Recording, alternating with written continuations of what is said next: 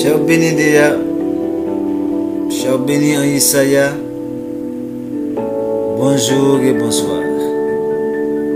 Bonjour à tous nos frères de par le monde, dans l'Asie comme dans l'Océanie, en Europe comme en notre mère, Katiopa, Afrique, Bantou, Kemet, Israélite, nos Amériques, nos Antilles, nos Caraïbes, Haïti chéri, Tribu Lévi, bonjour et bonsoir. C'est pour la suite de notre numéro qui concerne Vétière. Dans le dernier numéro, nous avons parlé de la bataille de Vétière, qui c'est la troisième bataille clé dans la lutte, dans le combat pour la liberté non pas pour le peuple haïtien, la liberté non pas pour le peuple noir, la liberté pour tout être humain, la liberté pour l'humanité tout entière. La bataille de Vétière. C'est l'épisode 2. C'est l'épisode 2 de la bataille de Vétière que nous intitulons la bataille de Vétière, la seule vraie bataille pour la cause de l'humanité. Et aujourd'hui, nous allons avoir la bataille de Vétière,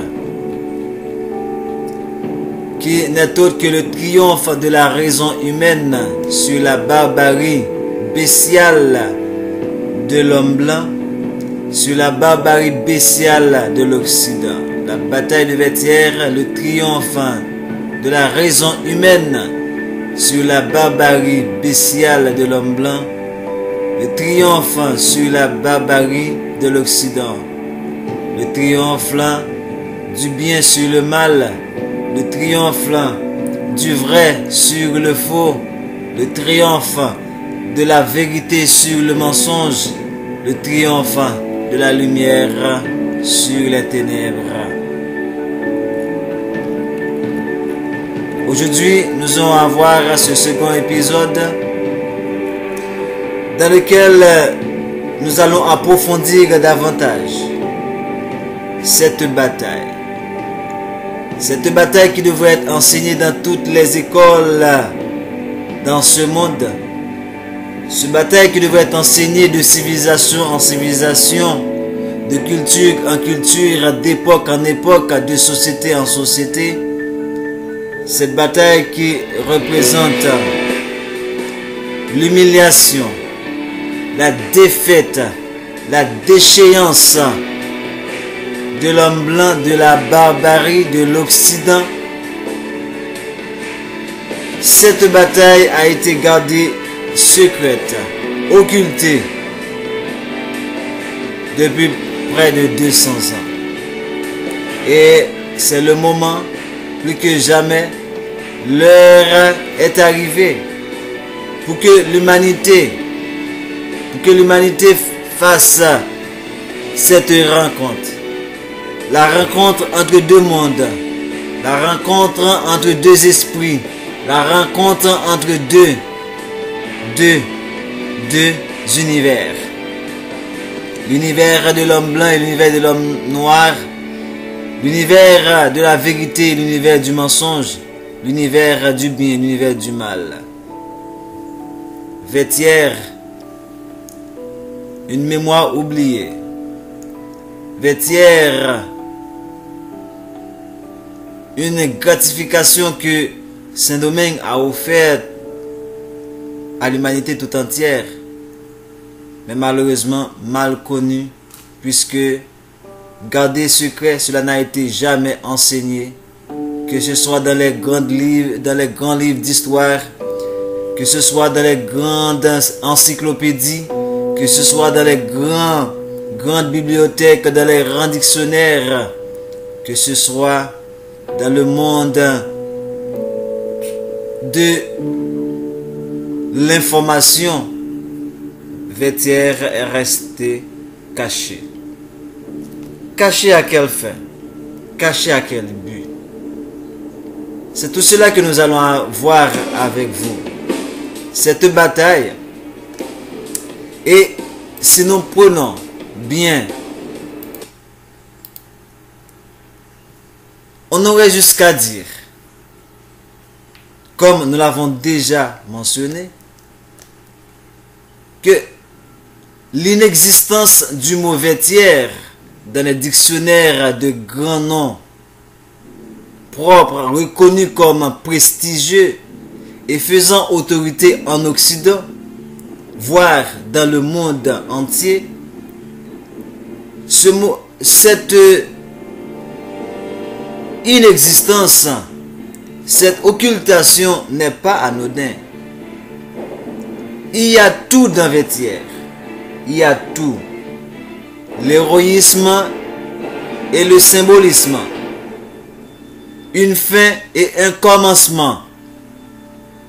Pour que le lieu et la bataille s'inscrivent comme repère de la reconstruction et de la reconstitution historique. Je reprends pour vous ceci. L'inexistence du mot vêtière dans les dictionnaires des noms propres reconnus comme prestigieux et faisant autorité en Occident, voire dans le monde entier, n'est pas anodin. Cette inexistence n'est pas anodin. Pourquoi? Puisqu'il y a tout dans vêtière. L'héroïsme, le symbolisme, une fin et un commencement pour que le lieu et la bataille s'inscrivent comme repère de la reconstruction, comme un repère de la reconstitution historique. Pourtant, jamais lieu d'histoire n'a été autant occulté par ses protagonistes même et par la suite par les historiens qui ont pris sur eux de penser et compter le passé du point de vue de ceux qui ne pouvaient opposer à la force de l'événement que sa mise sous silence. Michel Roy-Fatourio, comment ne pas penser à lui en lisant ce livre? Le livre dont je parle, qui n'est autre que le livre de Jean-Pierre Le Glonec, La défaite de Napoléon en Haïti, l'armée indigène. Comment ne pas penser à lui en lisant ce livre de Jean-Pierre et en redirigeant cette préface? Donc, Monsieur Trouillot nous le rappelait dans son silencing de past. Il ne suffit pas à l'événement d'avoir eu lieu pour s'inscrire dans la mémoire. Il faut aussi qu'un pouvoir l'institue, le valorise.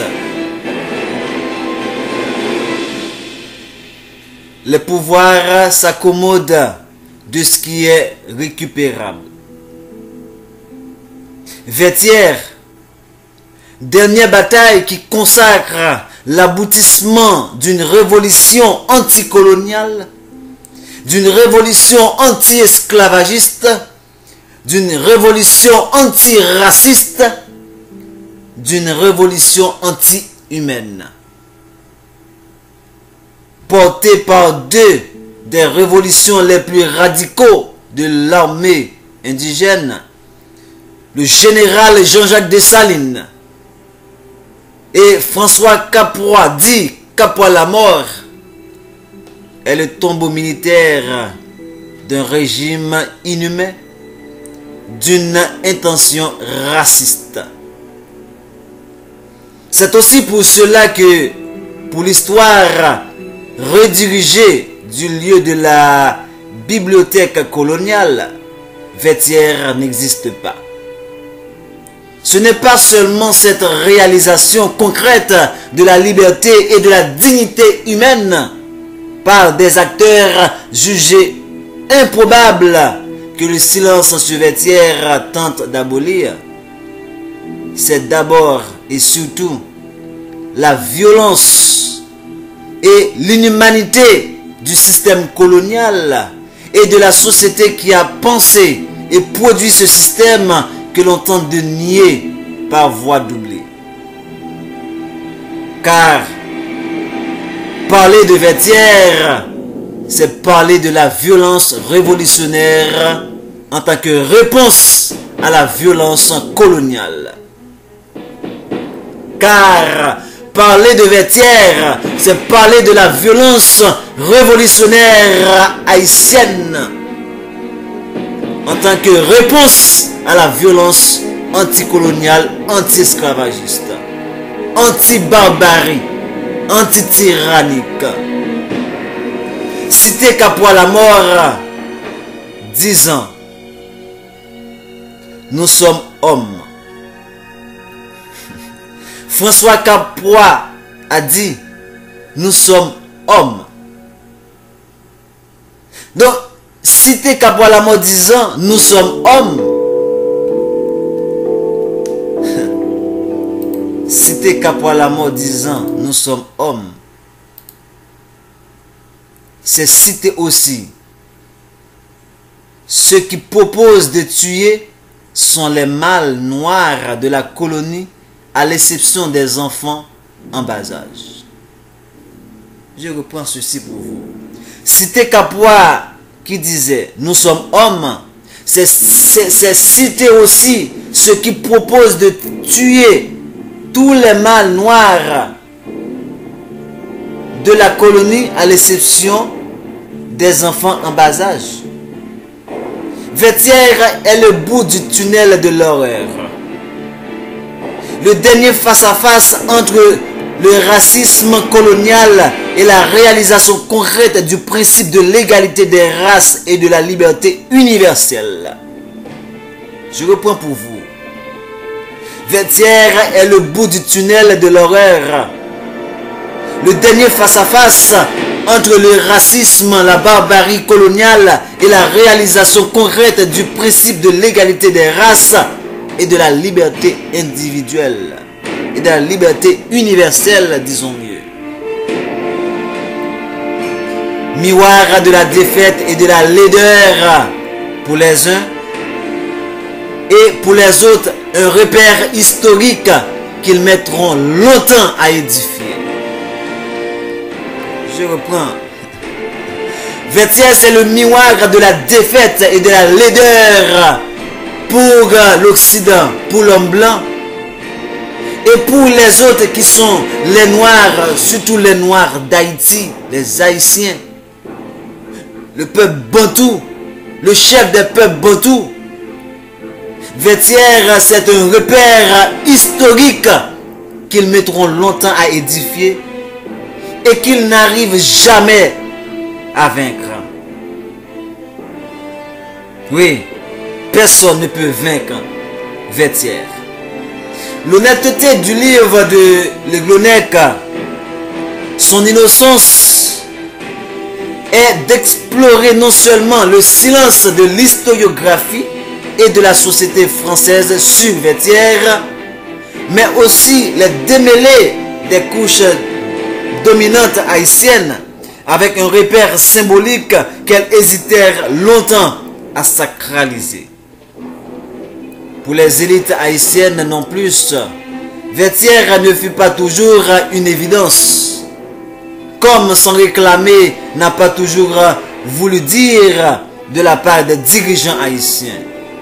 Servir la nation, non leur intérêt propre ou leur tendance dictatoriale, ou leur tendance à être soumis à l'ennemi, à l'Occident, à l'homme blanc. Le livre de Jean-Pierre Le Glonec est un coup de poing dans le silence et la première tentative de donner la place que Vertières mérite à une victoire volée. Préface de Lionel Trujillo, l'écrivain haïtien, dans le livre de Jean-Pierre Le Glonec, l'armée indigène, la défaite de Napoléon en Haïti. À se rappeler, mes chers bien-aimés, nous l'avons vu dans les numéros précédents.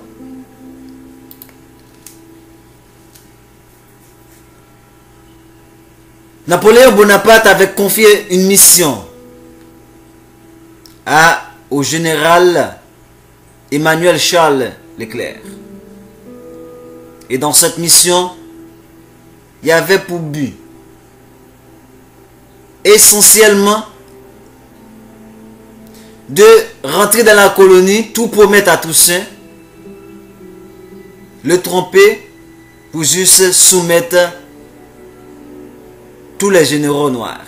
Deuxième mission, c'est de tromper encore Toussaint pour pouvoir s'accaparer de lui et de le déporter. Ces deux missions ont été accomplies. Après avoir essuyé deux défaites, la première du 2 février au 24 février 1802 à la ravine à Couleuvre, et la seconde du 4 mars au 24 mars 1802 à Crête-à-Pierrot, Toussaint a essuyé deux défaites. De ce fait, il a été capturé et déporté vers la France. Oui, Leclerc a fait le 2/3 de son chemin. Pour lui, la victoire était sur le point d'arriver. Mais on peut perdre une bataille, on peut perdre deux batailles, ça ne veut pas dire qu'on perd la guerre. Cette guerre qui a commencé le 22 août 1791 et qui arrivait avec ces deux sanglantes défaites, disons, l'armée française, Napoléon pense que le chemin est grand ouvert devant lui. Mais ces crétins, ce qu'ils ne savaient pas, l'erreur qu'ils ont commis, c'est qu'ils n'ont pas su prendre au sérieux les paroles de Toussaint. En me renversant à Saint-Domingue, on n'a abattu que le tronc de l'arbre de la liberté. Ce tronc repoussera encore par ses racines parce qu'elles sont profondes et nombreuses. De ce fait, en capturant Toussaint, l'armée française ne fait que jeter de l'huile, de la gasoline même sur le feu. Mais rappelez-vous, je vous avais déjà dit, l'intrépide, l'homme le plus intrépide, incontrôlable au cours de cette bataille s'appelle le général Jean-Jacques Dessalines. Et tout de suite, il va prendre la relève, mobiliser ses troupes, organiser ses rangs et mettre à nouveau son armée sur pied. La bataille s'est reprise quelque temps après. Oh, c'est sérieux. La bataille s'est reprise. Et c'est là, avec ce stratège général, notre père Jean-Jacques Dessalines, nous allons assister à la défaite de l'armée française, à l'humiliation de Napoléon et à la fin de la barbarie, à la fin de la colonisation, à la fin de la tyrannie occidentale. Voilà pourquoi nous disons que l'arrestation de Toussaint Louverture provoque le mécontentement de la population. Et c'est alors que Leclerc commet une erreur tactique en lançant immédiatement une campagne de désarmement des Noirs. Ces derniers se méfient de plus en plus et de juin à octobre 1802, les opérations de désarmement échouent. Mais c'est la question de l'esclavage qui fait basculer la situation. Le 20 mai 1802, Napoléon décide de rétablir l'esclavage dans les colonies françaises.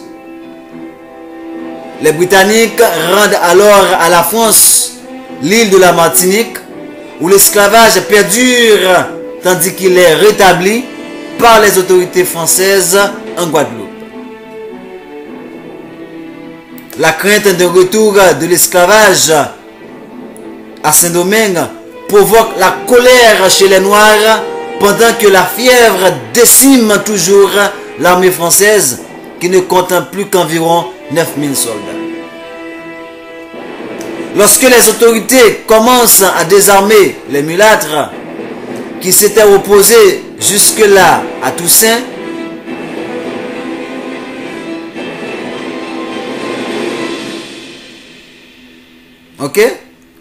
opposés jusque-là à Toussaint, ces derniers qui sont particulièrement puissants dans le nord s'unissent aux Noirs. Lorsque les autorités françaises commencent à désarmer les mulâtres qui s'étaient opposés jusque-là à Toussaint, ces derniers qui sont particulièrement puissants dans le sud s'unissent aux Noirs. Comme la situation se détériore pour les Français, Dessalines, Christophe, Pétion et Clairvaux conspirent avec les rebelles. Le 13 octobre 1802, Pétion et Clairvaux passent du côté de l'insurrection avant d'être rejoints par Christophe et Dessalines. Le 2 novembre 1802, les chefs rebelles se réunissent à Arcaillet, un petit village au sud de Saint-Marc. Ils élisent Dessalines commandant des forces rebelles et choisissent le drapeau rouge et bleu comme emblème. Le général Leclerc est également frappé par la fièvre. Son épouse Pauline le fait alors transporter sur l'île de la Tortue au climat plus doux, mais il meurt le 1er novembre 1802. C'est le général Rochambeau, le fils du héros de Yorktown. Vous vous rappelez la bataille de Yorktown qui opposait la Nouvelle-France avec qui? La bataille de Yorktown qui représente les États-Unis et les colonies en Amérique du Nord avec ce qu'on appelle l'Empire britannique, le Royaume britannique. On dit que c'est le général Rochambeau, le fils du commandant en chef de la guerre de Yorktown, qui prend alors le commandement des troupes françaises à Saint-Domingue. Sa tâche est compliquée par la guerre qui éclate à nouveau le 18 mai 1803 entre la Grande-Bretagne et la France. Dessalines devient un allié des Britanniques qui fournissent des armes et un soutien naval. Dans le même temps, cette guerre annonce la fin des renforts et des approvisionnements pour les Français. Les conditions sont posées pour un renversement de situation. Les Français tentent de contenir l'insurrection, mais ils sont submergés et ne tiennent plus que Cap-Français, Port-au-Prince et les Cayes. Le 18 novembre 1803, Dessalines, qui dirige les troupes insurgées, remporte la difficile bataille de Vertières qui lui ouvre les portes de Cap-Français. Rochambeau négocie alors la reddition de la ville et les Français reçoivent le droit de quitter l'île sans encombre. Le 4 décembre 1803, les derniers soldats français dans la partie occidentale de l'île quittent le Mont Saint-Nicolas. Donc, là où la barbarie est entrée à Saint-Domingue, c'est là que la barbarie est sortie. Le 6 décembre, décembre pour décembre, chers bien-aimés, écoutez ceci. C'est là que, lorsque je vais entrer avec vous beaucoup plus approfondi par rapport à ce peuple que les Haïtiens, qui sont les Haïtiens, et à cette terre qu'est Haïti, vous allez comprendre. Le 6 décembre, les frères même dit 5 décembre 1492, Christophe Colomb rentre avec la barbarie occidentale, le christianisme à Saint-Domingue. Et le 4 septembre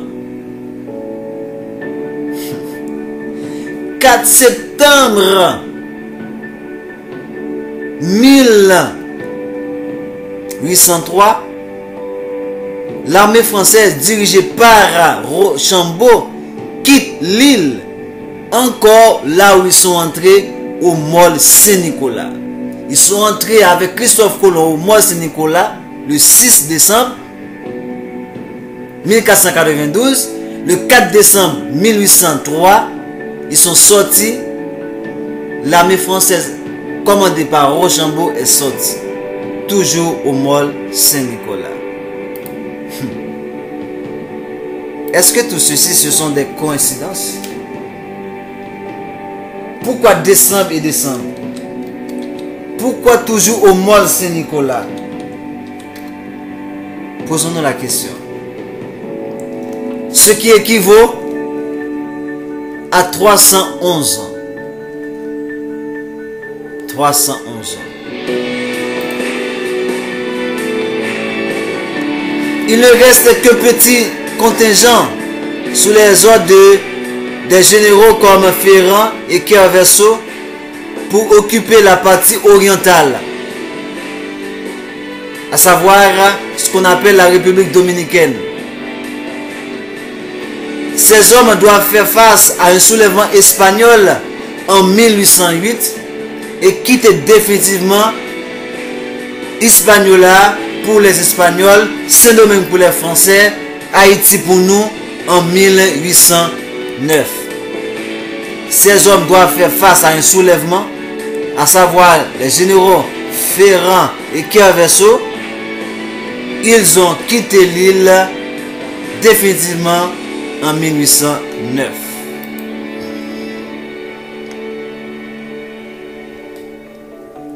Au final, sur les 70 000 soldats envoyés par Napoléon Bonaparte, il ne reste que 15 000 survivants à la fin de la campagne. La campagne qui a commencé le 2 février 1802 et qui a pris fin le 18 novembre 1803, cette campagne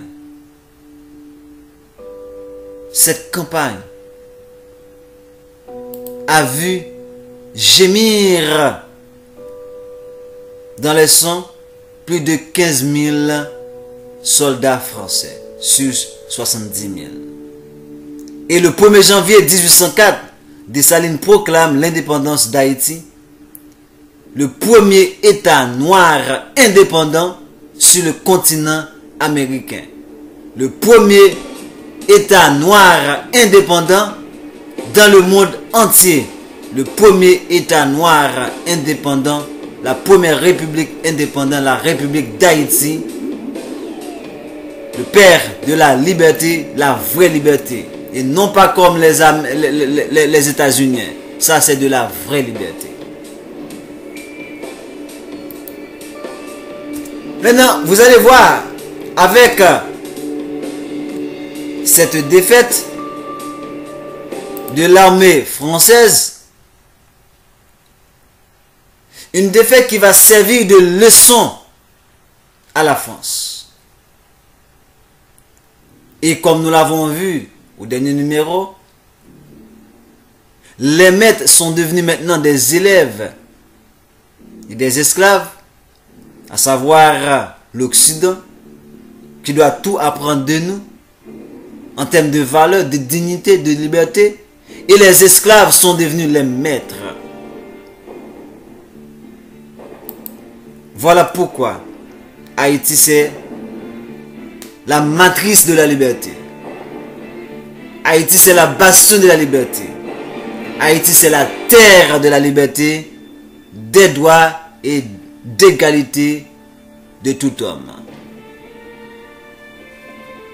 À Saint-Domingue, la France est confrontée pour la première fois de son histoire à une guerre d'indépendance dont elle n'a aucune expérience, d'autant que les généraux qu'elle envoie dans la colonie ne connaissent que la guerre sur le sol européen. C'est pourquoi lorsqu'on avait vu le numéro précédent, on a vu que durant toute cette période de révolution, ce qui fascine, c'est que à chaque bataille, il y a des stratégies qui rentrent en jeu.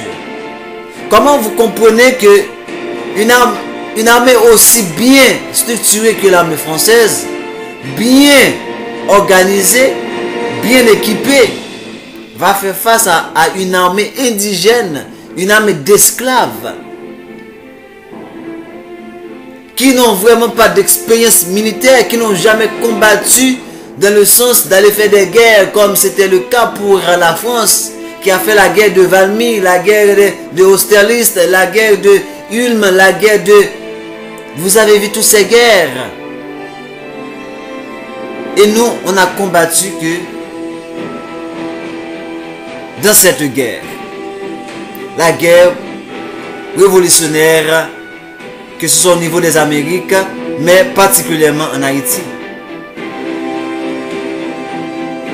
Donc, les troupes françaises ne sont pas prêtes non plus pour affronter ces nègres qui ont soif de la liberté. Parce que, qu'est-ce qu'on a dit? Les Blancs qui étaient à Saint-Domingue recherchaient quoi? La liberté économique. Les mulattes recherchaient quoi? L'égalité avec les Blancs. Et nous ne recherchons que la liberté, le droit de vivre libre. Voilà pourquoi le soldat Philippe Baudouin a déclaré que lorsque les Haïtiens ont repris la Marseillaise entre les mains des Français pour dire aux âmes citoyens que sang impur abreuvent nos sillons, les Français se sentent concernés. Soudainement, ils se sont rendus compte que c'était eux qui ont ce sang impur.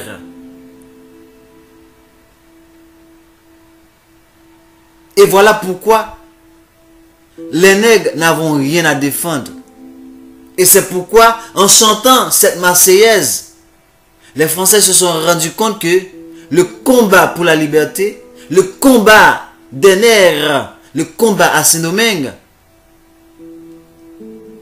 était un combat noble, était un combat légitime. Il n'y a pas de véritable combat légitime qu'à Vertières. Et c'est pour cela que nous avons vu dans le premier numéro que la bataille de Vertières, c'est la seule vraie et unique bataille qui a été faite pour la cause de l'humanité. Non pas pour l'intérêt d'un peuple, non pas pour aller envahir des pays et s'accaparer de leurs richesses, non pas pour aller et fouiller le pétrole, non pas pour aller fouiller les trous de minerais, pour construire de beaux bâtiments, pour construire vos téléphones, pour aller dans l'espace, pour construire vos autoroutes. C'était pas ça l'idée de cette guerre de Vertières, cette bataille de Vertières. Cette bataille de Vertières, c'était pas pour que un petit groupe s'accapare de toute la richesse et que 90% sont piétinés, maltraités, vivant dans la misère, dans les crasses. C'était pas ça le but ni l'objectif de la bataille de Vertières. La bataille de Vertières, c'était une bataille qui était faite au nom de la liberté de l'humanité. La bataille de Vertières, c'était une bataille au nom de la liberté de l'humanité. Le droit de vivre à tout homme, à tous ceux qui respirent. Ils ont droit de vivre libre et égaux en droit. C'est ça l'idée de cette bataille. Et voilà pourquoi l'Occident a occulté cette bataille. Voilà pourquoi l'Occident ne met même pas ce mot Vertières dans leur dictionnaire, dans leur encyclopédie. Même sur Word, même sur Google, vous allez taper, vous allez voir, c'est impossible de localiser Vertières. Parce que ça fait la honte de l'Occident. La honte de ceux qui prétendent même enseigner le Christ. Ils viennent avec leur Christ à eux pour exterminer le peuple même de Christ.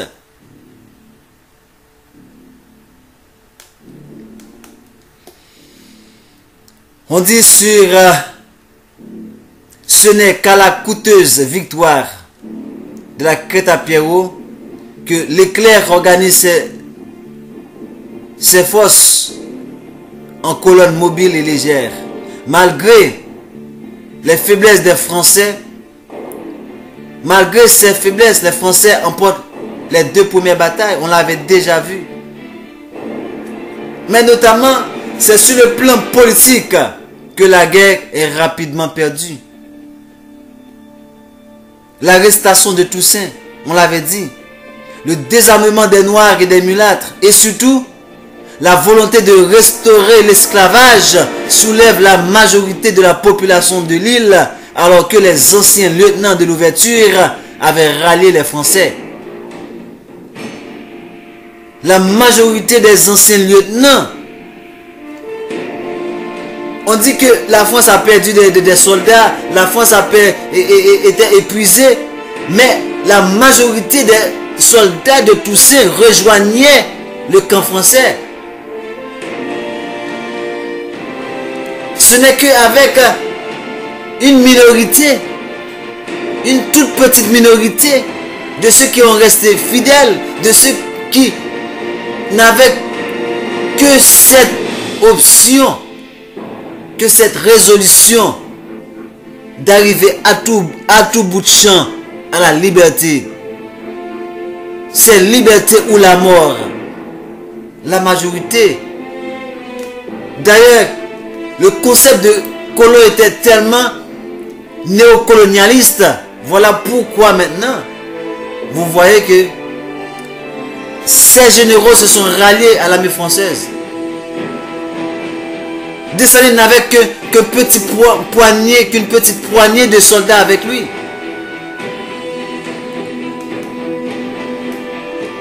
La question de l'esclavage,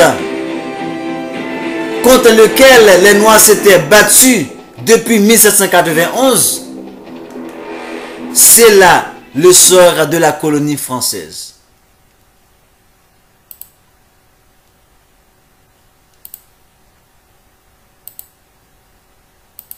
Mais la leçon de Saint-Domingue ne fut pas perdue.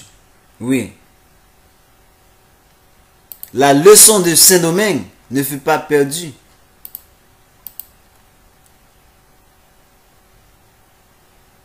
Quelques-uns des principaux acteurs de la conquête de l'Algérie avaient fait les premières armes à Saint-Domingue. Lorsqu'on parle de la conquête d'Algérie, c'est dans les années 1835. On dit quelques-uns des principaux acteurs de la conquête de l'Algérie avaient fait leurs premières armes à Saint-Domingue. C'est le cas de Duguay. C'est le cas de Duguay Touas, fils d'une famille de colons de Saint-Domingue, qui organisa et participa activement à la prise d'Alger. Le maréchal Clausel, commandant de l'armée d'Afrique et gouverneur général de l'Algérie en 1835, fut officier dans l'armée de l'Éclair. Quant au général Boyer, commandant militaire d'Oran en 1832, il fut le chef d'état-major de Rochambeau. En Algérie, il prend soin d'appliquer les méthodes de pacification apprises à Saint-Domingue. Je reprends ceci pour vous. En Algérie,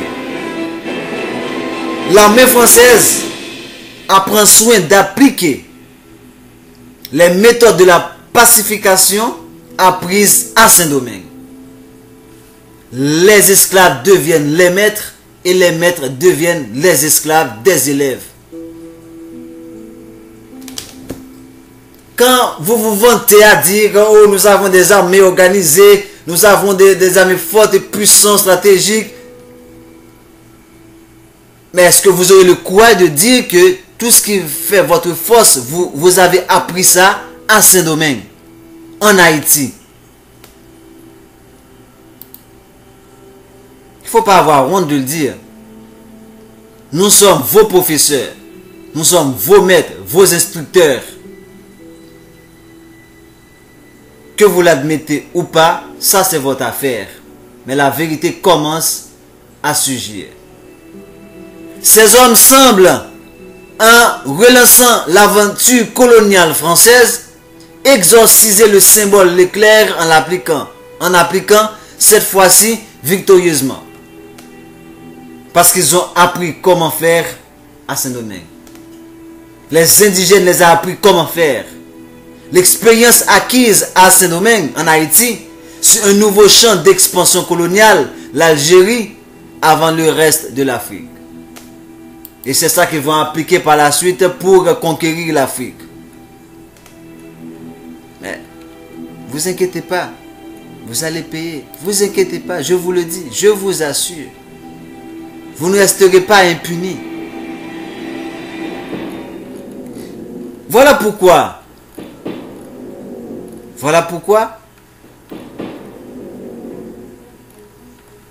nous allons voir la déclaration. C'est une déclaration forte et puissante. C'est une déclaration, je répète, c'est une déclaration forte et puissante. Et je vais vous dire.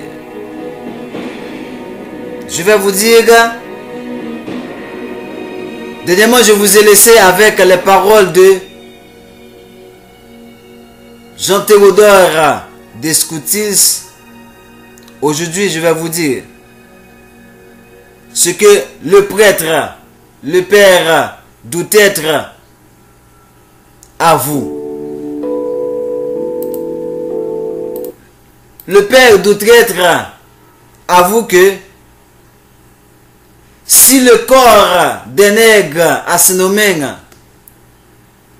a été soumis à la rude épreuve de l'esclavage, leur âme est demeurée indomptée. Ils s'estiment autant que les maîtres qu'ils servent, et même beaucoup plus. Ça, c'est moi qui ajoute, et même beaucoup plus.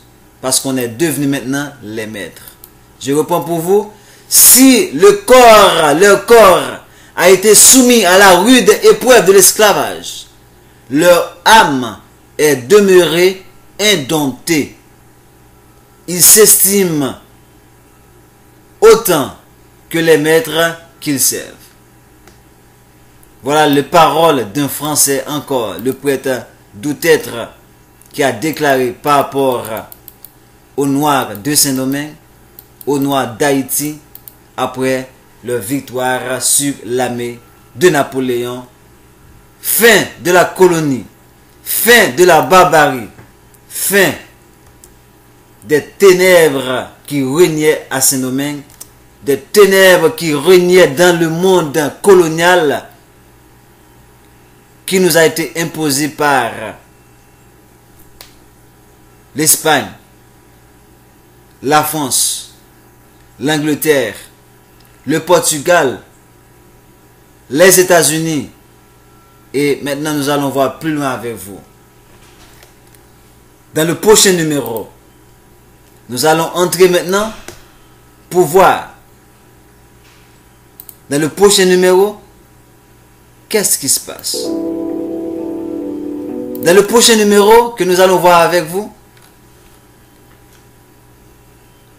C'est là que nous allons commencer à voir maintenant le prix que Haïti va payer. Et jusqu'à maintenant, le prix que nous sommes en train de payer pour avoir libéré l'humanité. Si l'humanité est libre, nous encore les Haïtiens, nous sommes encore esclaves. Non pas esclaves avec des chaînes, non pas encore esclaves avec les fouets, mais esclaves, que ce soit par la présence encore de l'ennemi qui est parmi nous, qui nous domine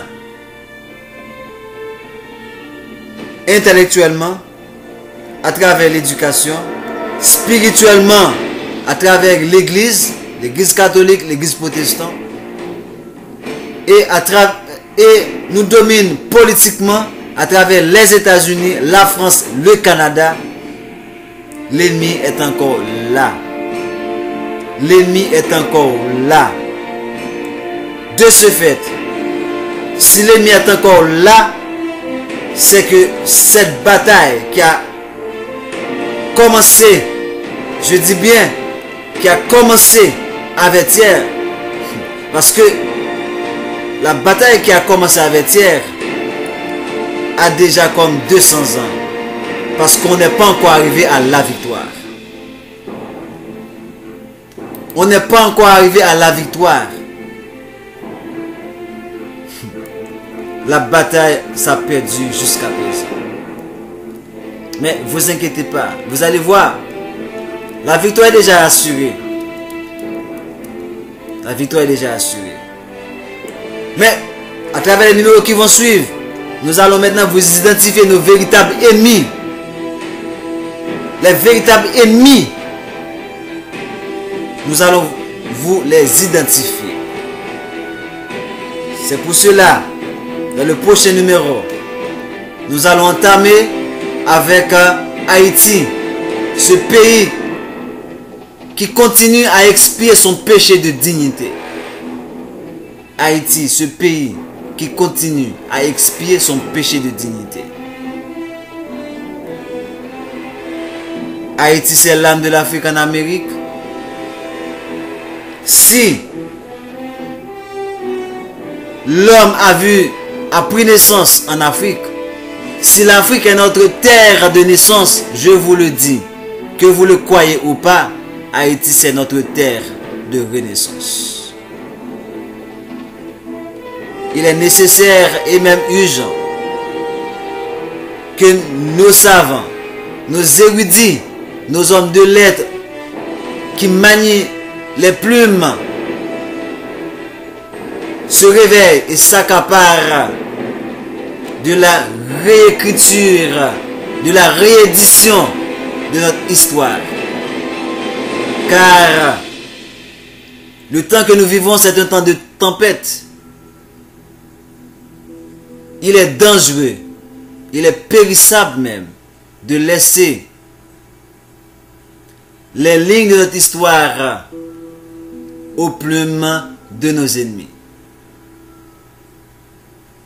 Car un peuple sans histoire, c'est un peuple sans âme. Or, ce que fait l'ennemi, c'est d'effacer les pages de notre histoire. Voilà pourquoi Vertières est effacé dans la page d'histoire de l'homme blanc, dans la page d'histoire de l'humanité. Et c'est cette page, nous sommes en train de réécrire à travers cette page de YouTube. Je vous aime tous, mes chers bien-aimés frères. Que ce soit vous soyez bantou ou noir en général, que vous soyez noir en général ou blanc, que vous soyez d'Europe, d'Afrique, d'Amérique, de partout, je vous ai dit, cette liberté, cette bataille pour la liberté, ça va continuer. Et c'est pour la cause de l'humanité. Et on va y arriver car ce qui a été promis, ce qui a été prophétisé, s'accomplira que l'on veuille ou non. Je vous aime tous. Haïti, Tribu Lévi, bonjour et bonsoir. Mets-toi sur tes pieds, car ton peuple t'attend. Le salut de ton peuple dépend de toi. Je vous aime tous. À très bientôt.